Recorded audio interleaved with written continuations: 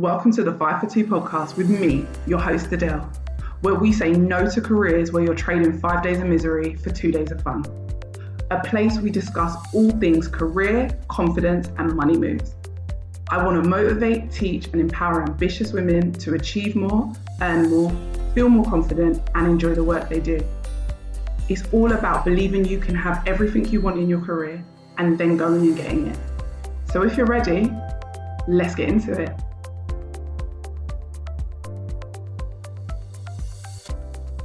Hey guys, it has been one of those days where I'm just full of energy, full of beans. Woke up this morning early, recorded a podcast episode. Cannot wait to get it back out and get it all, edited and out to you guys. But also I was just on my stories and I was talking about experience and how we will let our experience be the thing that makes us think we can't get hired, or our lack of experience is why we're not earning a certain amount of money, or just so many different reasons. But I wanted to quickly jump on here because, like I said, I was on my stories were getting a bit long and I was like, oh, it's a bit much, so maybe I should just jump on live and talk to you guys and let you know that your experience isn't the issue. What you believe about your experience is the issue. The way you present your experience is the issue. Whether that's at interview, whether that's in rooms where you're networking, or your CV. Because so many people are just like, CV is just a CV. It really isn't. It really isn't. It can be the difference between 20,000. It can get you into rooms that you never thought you would ever access, because your experience isn't the problem. I work with clients and sometimes 8 weeks later, they're accessing rooms that are paying 20, 30K more for a job that they've been doing for the last 10 years. But they've just never been able to access or interview in that room. There was nothing wrong with their experience. If experience was such a big deal, how do people change industry? Every day people leave industries and go into a new industry.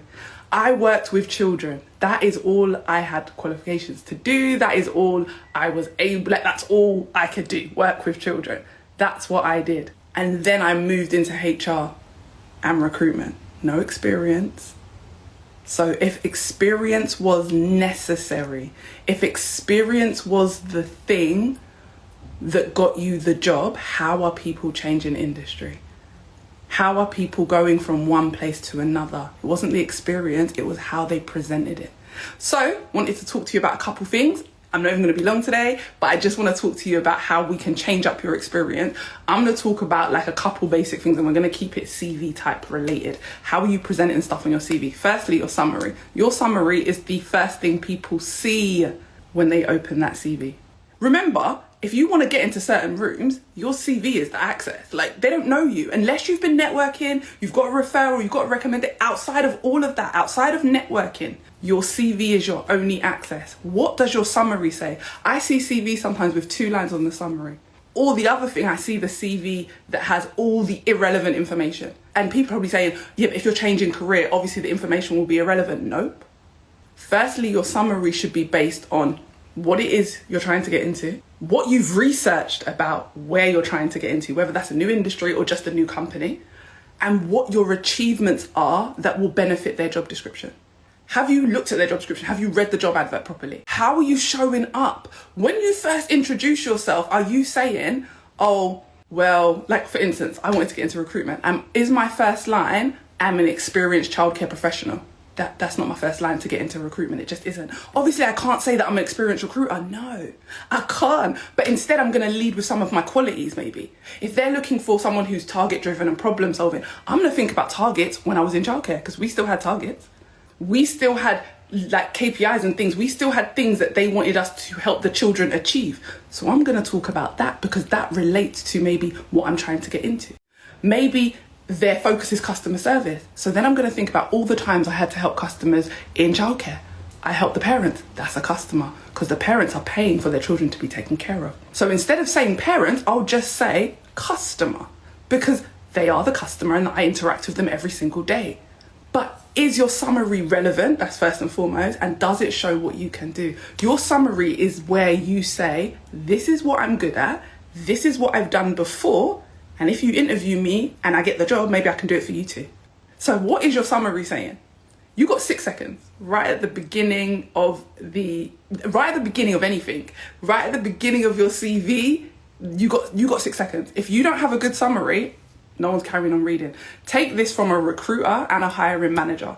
If you cannot catch my attention in your summary, I will not keep reading. This week, I have seen so many CVs. I've been looking at a role for my 9-to-5 job. Like, I've been looking for recruiters, so I'm looking to hire HR and recruitment professionals. So I've seen loads of CVs. And also in my coaching, I've been looking at some of my client CVs.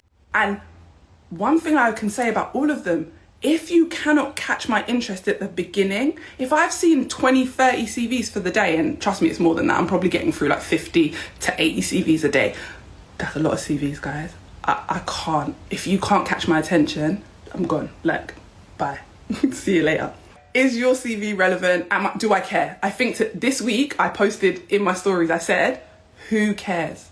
Not in a rude way, but when you put something in your CV, I need you to think like that. I need you to think, who cares? Does the person reading it care? If they don't care, take it out. And that takes me to my next point. Keep your CV relevant. Is your CV relevant? Like I said, it's not your experience that's the problem. It's the way you're presenting it. I know you're proud of all your qualifications. I know you're proud of all your achievements. I know you're proud of everything you've ever done in your career. But I also know that you're insecure because some of you feel like without all those things on your CV, you're not good enough. And that's just not true. But what is true is when you ram your CV full of information that is irrelevant. If I was going into HR, my childcare qualifications are irrelevant. I took them all off. I kept my management qualification on there because management in any industry is management. But I took everything else off. Because no matter how proud I am of it, they don't care. They don't care. If I open your CV and the first line says, for instance, if someone's applying to work in my office for a recruitment role, but the first line says, a experienced veterinarian with a passion for animals, I've stopped reading. You don't want my job. You want any old job, because otherwise you wouldn't have started your CV like that. You don't want my job. You want any old job. And that's why when people say to me, it's experience that's the problem, it's not your experience. Your experience was never the problem. The way you showed it off, because maybe you had recruitment experience or HR experience, but because on the top of your CV, the first thing I read was to do with veterinary care, I didn't keep reading. And sometimes other things I've seen, you're burying your experience at the bottom. You're thinking I'm going to read your whole CV to get to the bottom where the information that I want is residing. I'm not. I am for my clients, and that's why I'm telling you this, because I'll read my clients' whole CV because they're my clients. They're paying me to edit their CVs. But when you apply for a job with me, you've got 6 seconds. If you catch my attention at the beginning, I'm going to keep reading. So what you're proud of, I get it. What you're proud of in your career doesn't matter as much as what they're looking for. Because you can be proud all day, but do you want to get in the room or not? And that's the only question you need to ask yourself. It doesn't matter how proud you are of something, is it relevant and does it need to be on your CV? I also want to quickly go back to the summary. I'm almost finished, guys. I'm about to jump off. When you're writing your summary, when you are putting together your CV summary, put numbers in it. Quantify your experience. People tell me all the time, oh, you can't quantify experience in every single industry. Yes, you can. Quantifying just means adding numbers. If you managed a budget, how much was that budget? If you don't know, go and ask. And you're probably thinking, well, then my boss is going to know I'm leaving. Why? Ask around, find out how much the budget was. If you don't know, you should know because you managed it. But I'm saying, I worked with children and people are like, if you're a teacher or you work with kids, you can't quantify it. What? I was responsible for 30 children. That's a number right there. I was dealing with multiple parents. So 30 children, if each parent, every child doesn't have 2 parents, but let's say they did, that's 60 parents. Writing reports for 60 people to view. What? I'm interacting with managers and deputy managers and Ofsted and outside social services. What? How many departments is that? Let's add up all the departments. What? You're saying you can't quantify. You can always quantify, and quantifying makes everything sound better. Imagine I said to you, I'm recruiting candidates every week versus talent sourcing for up to 30 candidates per week. What sounds better? Talent sourcing just by itself, or talent sourcing up to 30 candidates a week across 2 departments? What? Make it sound impressive. You didn't get in the room because you weren't impressive. sometimes you have to speak in a certain way to get into a certain room. I posted something today. If you're in the UK, you know Primark. It's a cheaper shop. You can get cheap tops, cheap clothes versus Prada. And I said you cannot have Primark effort and expect Prada outcomes. Same with your CV. I hear people saying all the time, corporate is terrible, or my job's terrible. All jobs are the same. All jobs are not the same. All the rooms you keep putting yourself in are the same. If you go over to my story now, I said something like, if you're saying all employment is bad, all corporate jobs are bad, that's like saying all men are bad. What about all the men you attracted are bad? Doesn't mean all men are bad.